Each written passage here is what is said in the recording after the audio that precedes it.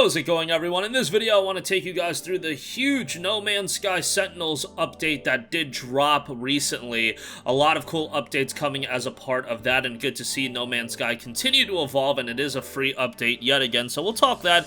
Tales of Series, some interesting comments in regards to that. Producer Yusuke Tamazawa spoke a little bit about it. I'll get into that in a little bit. But first up, No Man's Sky Sentinels update is now available, and coming with it is a bunch of updates. I'll say off the top that Hello Games already noted that they're nowhere near done updating No Man's Sky, so that's very exciting to hear because No Man's Sky has seen quite the evolution over the last 5.5 years. Yeah, the game initially came out in a very lukewarm, I guess you could say, state back in August of 2016, but it has just seen update after update. The Beyond update took it to a new level, and now we have the Sentinels update, which is quite a big update in its own right. Let's talk about that. You're adding robotic companions, new foes, an overhaul of the weapon system, and much, much more. So, first of all, it notes, fight alongside your own personal robotic companions and battle a new array of foes in the Sentinel update, introducing a total overhaul of weapon systems, new lore and stories,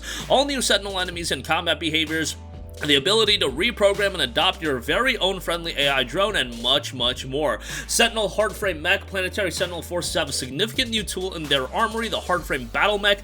Though heavily armored, its high-powered jetpack gives it terrifying battlefield mobility. This fearsome unit is deployed alongside elite Sentinel forces and comes equipped with a variety of weapons, including a plasma-powered flamethrower, multi-tool visual effects overhaul. All multi-tool systems from the mining laser to the scatter blaster have received a significant visual overhaul, benefiting from new projectiles and beams, muzzle flashes, lightning effects, refraction, new impacts, and more. There's some PC updates as far as AMD Fidelity FX Super Resolution, active camouflage technology, and new cloaking devices available to research aboard the Space Anomaly, Minotaur autopilot battle technology, exobiology expedition, improved combat balance and field carry, more multi-tools. You have NVIDIA Deep Learning AA, that's for PC as well, planetary Sentinel pillars, native Steam Deck support for that platform coming out, hack your own hardframe, heavy combat drones, Neuron cannon weapons, varied drone weaponry, shut down planetary sentinels, royal jetpack, improved multi-tool shops, exomech combat agility, multi-axis rotation, sentinel repair drone, and I could go on and on. I'm not gonna go over everything, but yeah, it's a lot. I'll leave a link to Gamatsu's article that has the full rundown on everything, and there are a lot of fixes, graphical and technical fixes. Sentinel patch notes are available as well, Minotaur and Exocraft updates, and new technologies and items as well, and weapon and combat items, and quality of life improvements are being made as well. Just ridiculous how much and it's not like you even get that much of a heads up. They're just like, yeah, bro, the update's out, go download it, and it's free, so that's always nice to see. And again, Hello Games noting that they're nowhere near close to getting the game to its final state. That's pretty exciting as well. Hopefully the game gets better and better. Like, I haven't jumped back into No Man's Sky in quite a while.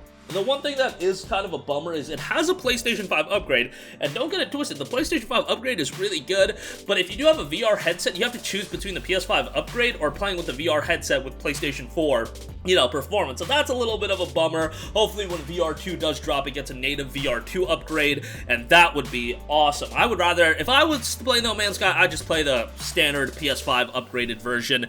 That's the route I'd go, but yeah, this is a game you can sink a lot of time into, and best of all, like, you could literally get this game for, like, south of $10.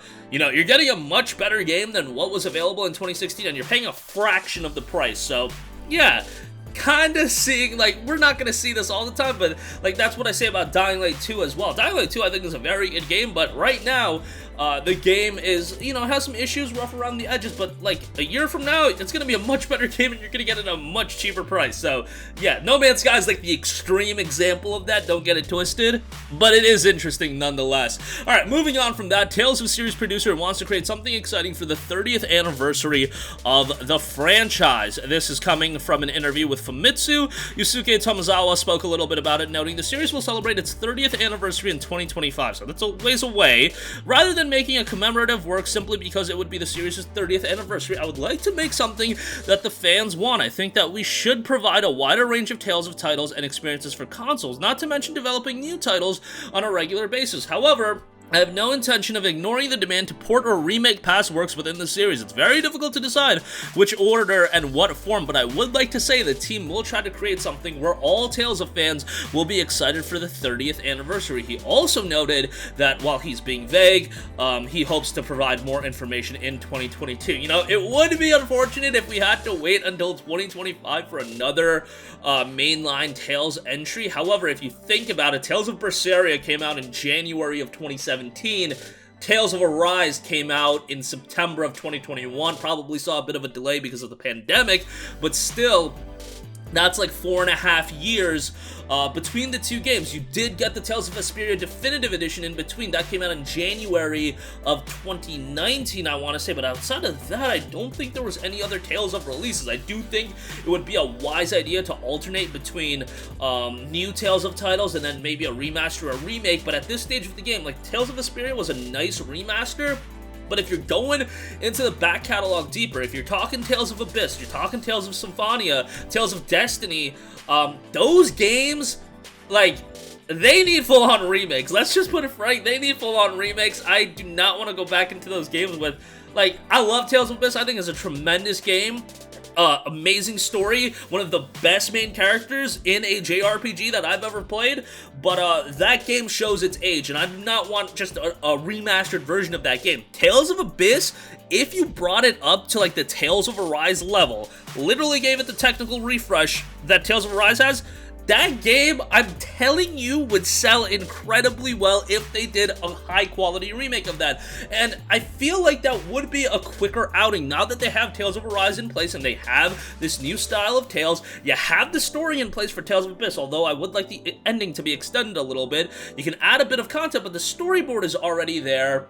You know, it's still going to be a heavy undertaking if you're trying to remake all of the Tales of Abyss, I get that, but I do think it would be a little bit of a quicker turnout. Like, remasters are great, it would be nice to see more remasters, but I just think, you know, you drop Tales of Symphonia, Tales of Abyss now, yeah, it's probably super easy to do a quick remaster, throw it out, $29.99, $39.99, you can price it pretty cheap, but I just don't think the reception would be that strong, and I think for a high-quality title like Tales of Abyss with one of the best stories in a JRPG that you're going to come across, you really need to do a full-on remake of that, and then ultimately you do want to do consistently new titles as well, but there's also the idea of, like, how many new stories can you craft, and there is a little bit of a demand for remakes as well, and I just think the Tales of series is at, like, a pretty, like, all-time high in terms of popularity, so why not capitalize on that, consistently drop new games, and get, you know, newer fans of the franchise into some of the older games, like Tales of Abyss Remake.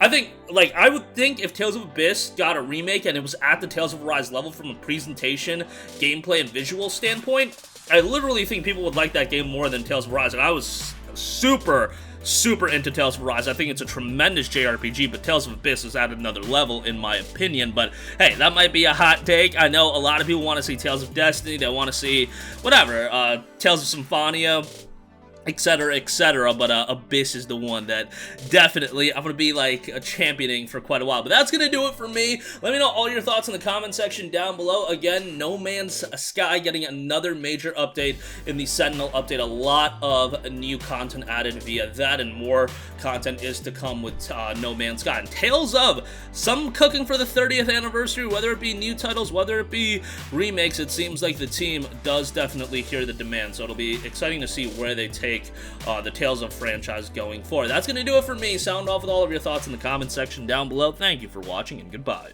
Hey guys, we hope you enjoyed the video, and if you did, make sure to hit the subscribe button, and if you're already subscribed, do us a favor and hit the bell icon. This way you'll be notified whenever we post a new video. That's the best way to keep up with all of our uploads, and we usually try to upload 2 videos a day. And with the bell icon hit, you'll be notified whenever we do upload a video. As always, thanks for watching.